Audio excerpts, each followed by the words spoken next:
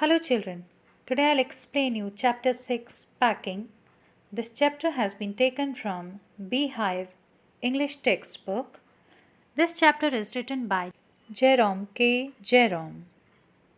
In the chapter packing, there are four main characters.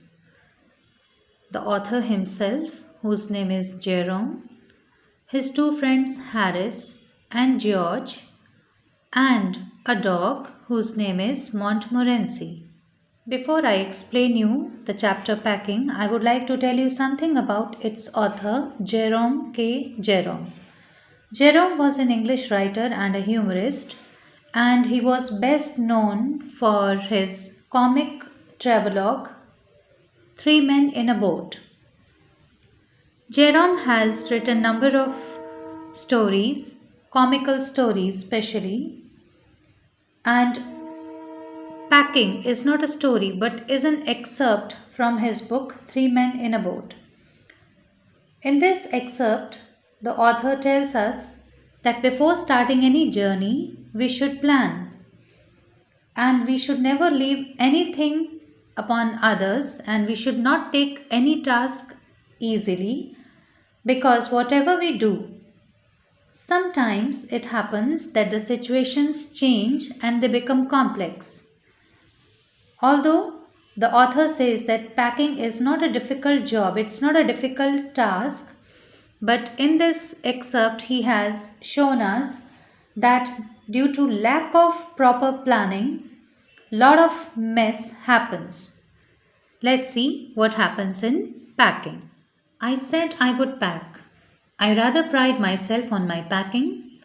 Packing is one of those many things that I feel I know more about than any other person living. It surprises me myself sometimes how many such things there are.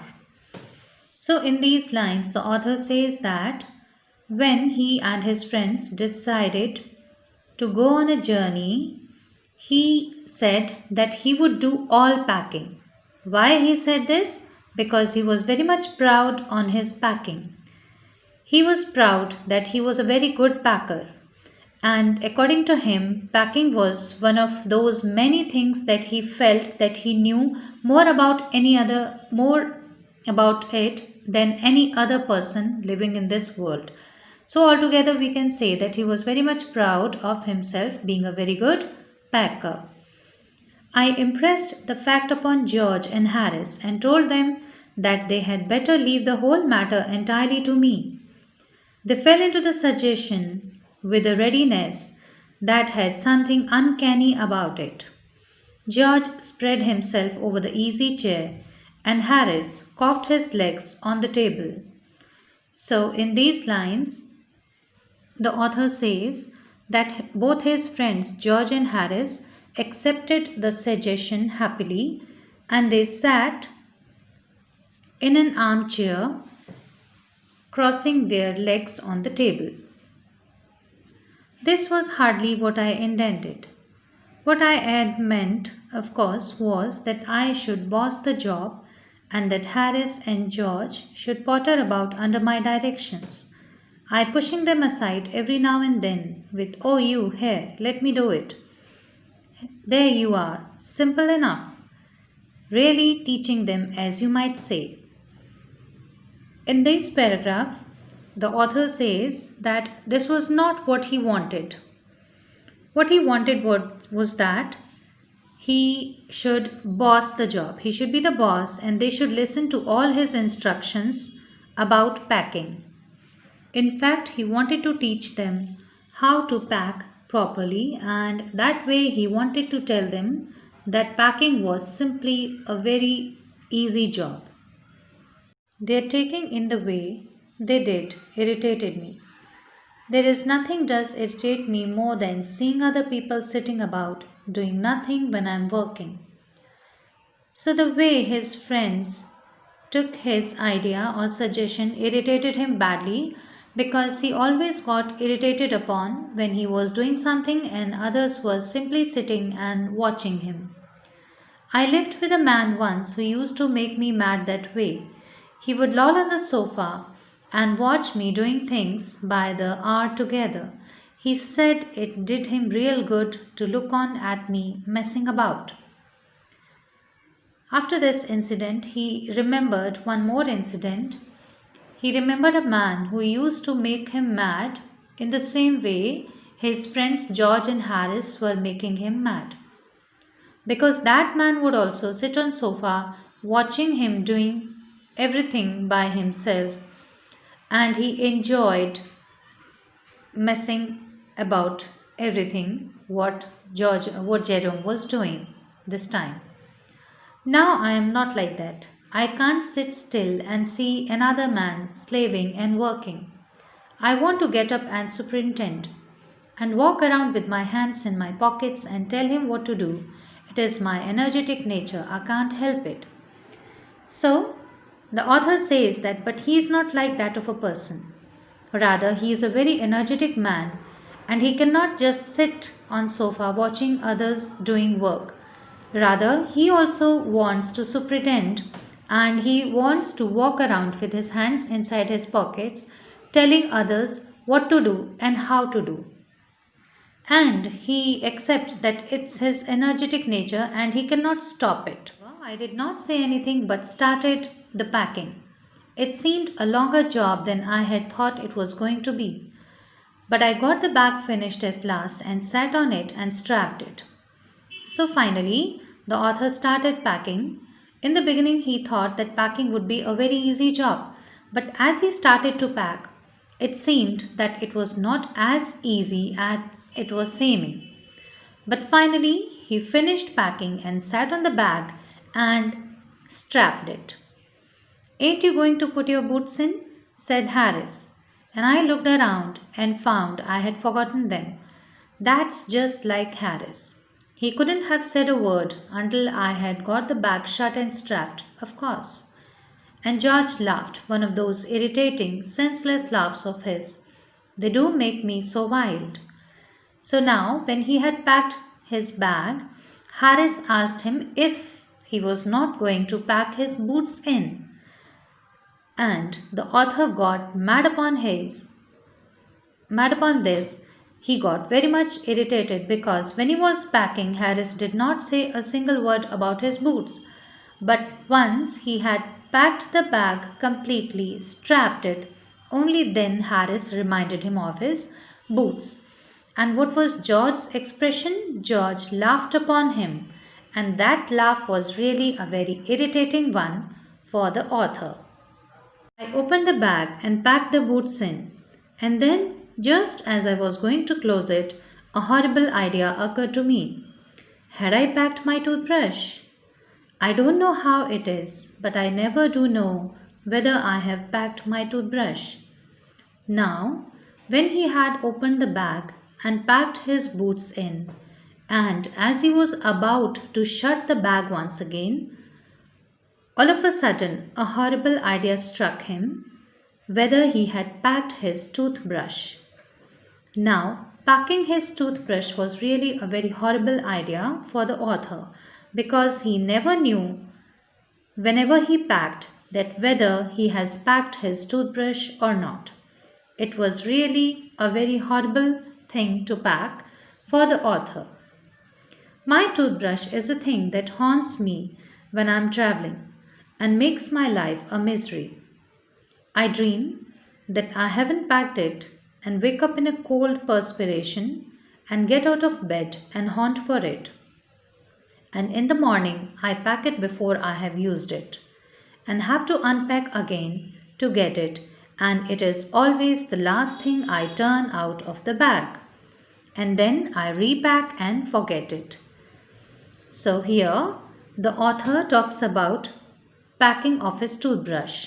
He says that always his toothbrush haunts him whenever he is traveling because he doesn't know whether he has packed it or not. So all of a sudden it struck in his dream that he has not packed his toothbrush. So he wakes up with a perspiration and gets out of his bed and looks for it. And in the morning he packs his toothbrush without even using it. And when he has to use it, he once again has to unpack his bag, take out his toothbrush, use it, and then later on, when he is about to leave, he forgets whether he packed it after using it or not. And then he once again opens up his bag and looks for it, and then repacks it and once again forgets it. So in this way, the poet says that his toothbrush is always a troublesome thing for him, a thing that has always haunted him whenever he is traveling, and have to rush upstairs for it at the last moment and carry it to the railway station wrapped up in my pocket handkerchief. And finally, how he gets his toothbrush is that he goes upstairs when he is ready to travel. He goes upstairs in his room and brings his toothbrush to the railway station packed in his pocket handkerchief. So, his toothbrush has always haunted him. Of course, I had to turn every mortal thing out now, and of course, I could not find it. I rummaged the things up into much the same state. So now here in this paragraph, he tells us that this time also the same thing happened, that he could not know whether he had packed his toothbrush or not. So once again he had to reopen his bag searching for it, that they must have been before the world was created and when chaos reigned. Of course, I found George and Harris 18 times over, but I couldn't find my own. I put the things back one by one and held everything up and shook it. Then I found it inside a boot. I repacked once more. In these lines, the poet talks about his toothbrush. So, as I told you, that he never remembered whether he had packed his toothbrush or not. This time also, when he had packed everything, his toothbrush had haunted him, and he reopened the bag and checked his bag, but he couldn't found his. He found George and Harris' toothbrush many times, but he could not see his own toothbrush. So he had to pick up every single thing from the bag and shake it. Only then he found that his toothbrush was packed inside one of his boots. So when he had found his toothbrush, once again he had to repack the bag. When I had finished, George asked if the soap was in. I said I didn't care a hang whether the soap was in or whether it wasn't. And I slammed the bag shut and strapped it and found that I had packed my spectacles in it and had to reopen it. Now after when he had packed the bag, George asked him if he had packed the soap. But now the author was so much irritated of reopening it again and again and searching his toothbrush that he told him that he did not care whether it was packed or not. So he shut the bag and strapped it. And then he found that he had by mistake packed his spectacles inside the bag. So once again he had to reopen it to take out his spectacles from it. I got shut up finally at 10:05 p.m. and then there remained the hampers to do. Harris said that we should be wanting to start in less than 12 hours time and thought that he and George had better to do the rest. And I agreed and sat down and they had a go. And finally the bag was packed at 10:05 p.m. So Harris and George told the author that they had to start their journey in less than 12 hours time. So it's better that they should start packing the hampers which were left to be packed.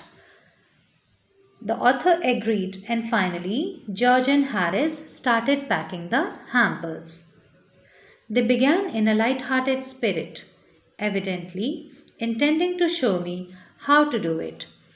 So this time George and Harris started packing in a very easy manner, just because they wanted to show the author that packing is not a difficult task as the author was considering it, because he had to face number of difficulties while packing. I made no comment. I only waited. With the exception of George, Harris is the worst packer in this world.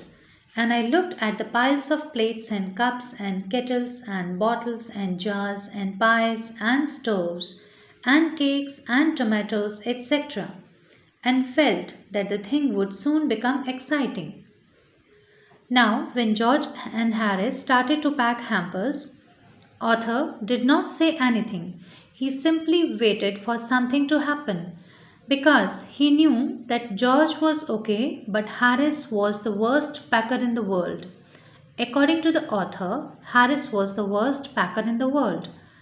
And then he looked at all the things which are kept on the table. They were all the eatables, cutlery, and all. These things were to be packed in hampers, and now he was waiting that packing was soon going to become exciting because he knew that Harris was the worst packer in the world. It did. They started with breaking a cup. That was the first thing they did. They did just they did that just to show you what they could do and to get you interested. Then Harris packed the strawberry jam on top of a tomato and squashed it. They had to pick out the tomato with a teaspoon. And finally, when they started to pack, the first thing they did was breaking a cup. According to the author, by breaking a cup, they wanted to show that that was the way they could do packing. And according to the author, now the things started becoming interested. Then the second thing they did was the strawberry jam was packed on the top of a tomato by Harris, and automatically the tomato was squashed because of the weight of the strawberry jam. So they had to take it out of the hamper with a teaspoon. That was the second thing they did in packing. And then it was George's turn, and he trod on the butter. I didn't say anything, but I came over and sat on the edge of the table and watched them. Now the another thing they did was George had put his foot on butter, and it was the worst thing they did, but the author did not say a single thing. He silently came and sat on the corner of the table and watched them doing all these things. He was feeling very excited and very interested in watching them packing the hampers this way. It irritated them more than anything I could have said. I felt that it made them nervous and excited, and they stepped on things and put things behind them and then couldn't find them when they wanted them. And they packed the pies at the bottom and put heavy things on top and smashed the pies in. Finally, the author says that when he sat on the corner of a table watching them packing hampers, this thing irritated both George and Harris very badly because they knew that packing was a very difficult job for them. And above all, author was watching them doing all things very silently. So they got irritated, but they could not say anything because they also did the same thing when the author was packing. So what they did, they became more nervous and they became more excited to pack the things quickly, and in doing this thing they put some of the things here and there. They missed the things, they could not find them, and finally when they found them, they put the lighter things like pies at the bottom and put heavier things on top of lighter things, and by doing this they smashed the lighter things like tomatoes, pies, and other lighter things. So in this way they got very much confused and the packing process became worse. Set salt over everything, and as for the butter, I never saw two men do more with 1 and 2 pence worth of butter in my whole life than they did. After George had got it off his slipper, they tried to put it in the kettle. It wouldn't go in, and what was in wouldn't come out.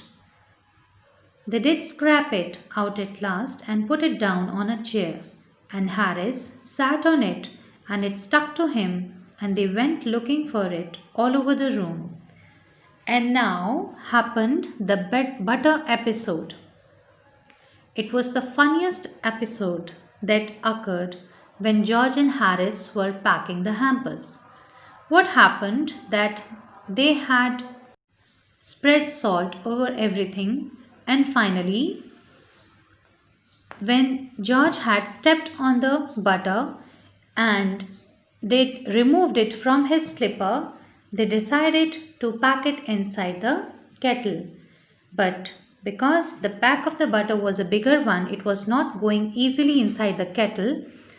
But once when it went inside the kettle, it was not coming out. So to take it out of the kettle, they had to scrap it. And when it came out of the kettle, they put it on a chair. And on that butter sat Harris. And that pack of butter got stuck to his trousers. And when they had to pack it, they were searching it in the whole room, but they could not find it. "I'll take my oath I put it down on that chair," said George, staring at the empty seat. "I saw you doing it myself not a minute ago," said Harris. And when they were looking for butter, they were not finding it because it got stuck to the pant of Harris. Now George was saying that he had put it on the chair. Harris agreed that he had also seen him putting on the chair, but finally they could not find it. Then they started round the room again, looking for it, and then they met again in the center and stared at one another. "Most extraordinary thing I had ever heard of," said George. "So mysterious," said Harris. Then George got round at the back of Harris and saw it. "Why, here it is all the time," he exclaimed indignantly. "Where?" cried Harris, spinning around. "Stand still, can't you?" roared George, flying after him. So finally George found it at the back of Harris, and both were very much surprised because it was all the time there at the back of Harris, and they were looking for it but not finding it. And they got it off and packed it in the teapot. So finally they got it off Harris' pant and packed it inside the teapot. So this was the funniest episode, the butter episode in packing. Montmorency was in it all, of course. Montmorency's ambition in life is to get in the way and to be sworn at. If he can squirm in anywhere where he particularly is not wanted and be a perfect nuisance and make people mad. Now who is Montmorency? Montmorency is the fourth most important character in packing, who is a dog. So Montmorency, the dog, was also very important in this episode. Now what kind of a dog Montmorency is? It's a very naughty dog because Montmorency's ambition is to come into the way of others whenever they are doing something very important. So he comes in their way and creates nuisance and makes people mad. That's why Montmorency had a great role in packing. And have things thrown at his head, then he feels his day has not been wasted. So finally, after making people mad, when people throw things upon him to send him away from there, only then he feels that he has been successful that day. His day is not wasted. To get somebody to stumble over him and curse him steadily for an hour is his highest aim and object. And according to the author, he lies down in between anywhere, and when somebody passes by, he stumbles over him, falls down, and then starts cursing the dog continuously for a whole day. That is the highest aim of dog Montmorency. And when he has succeeded in accomplishing this, his conceit becomes quite unbearable.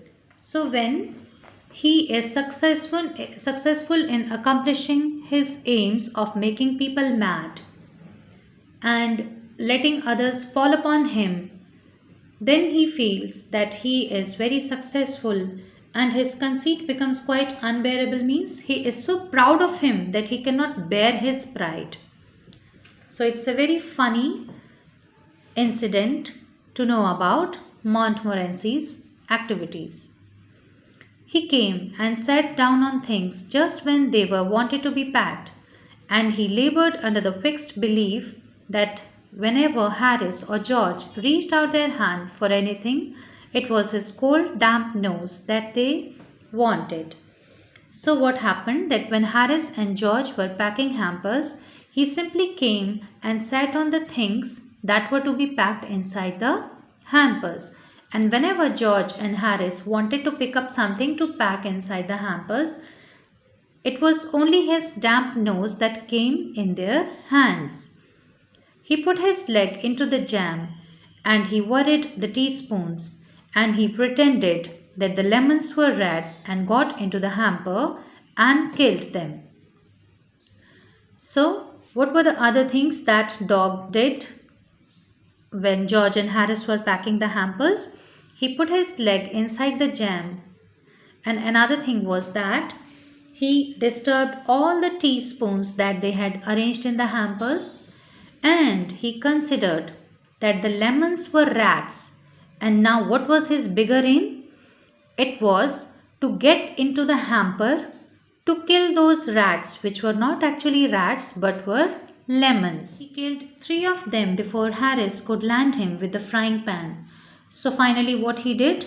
He considered that the lemons were rats and he killed 3 rats.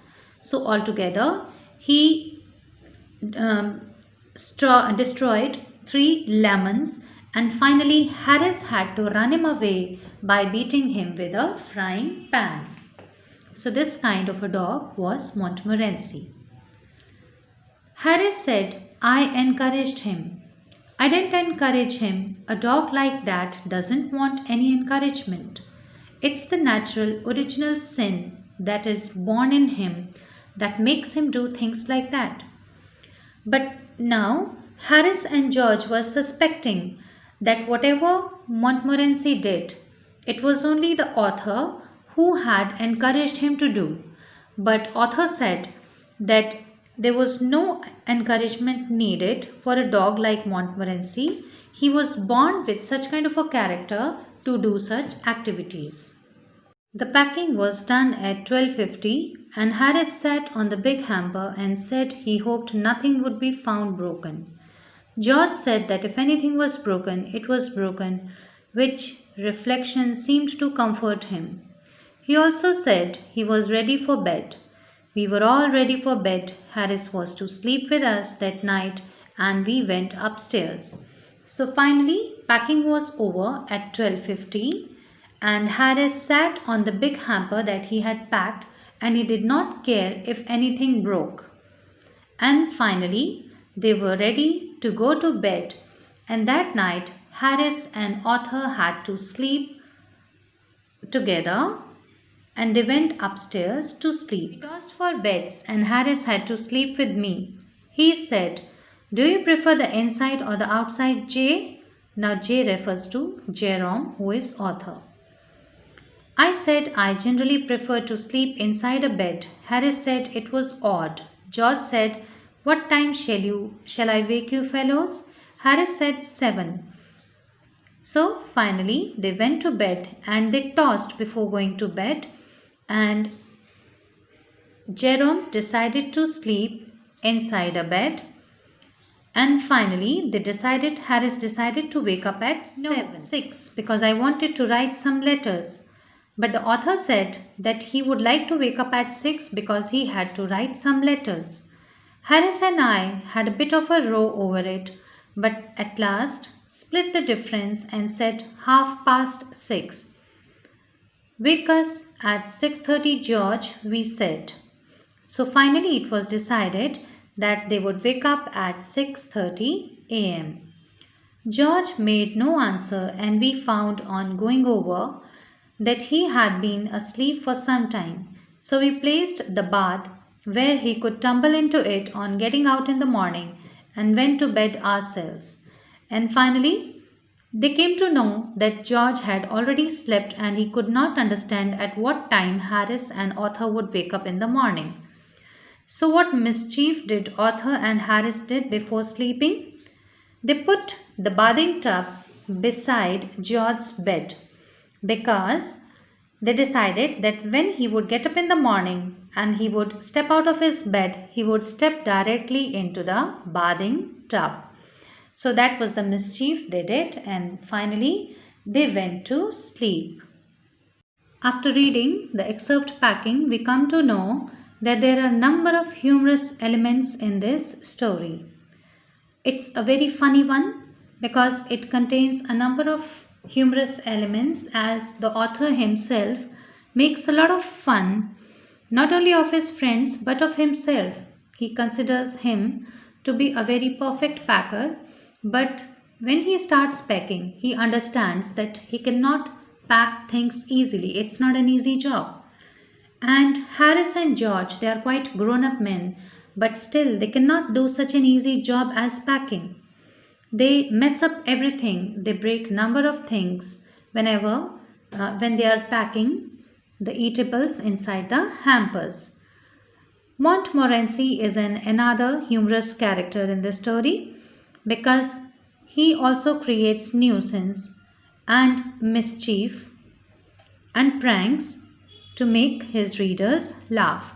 Altogether, the author has tried his level best to present before us an excerpt which is full of funny incidents and humorous elements which will make the readers laugh.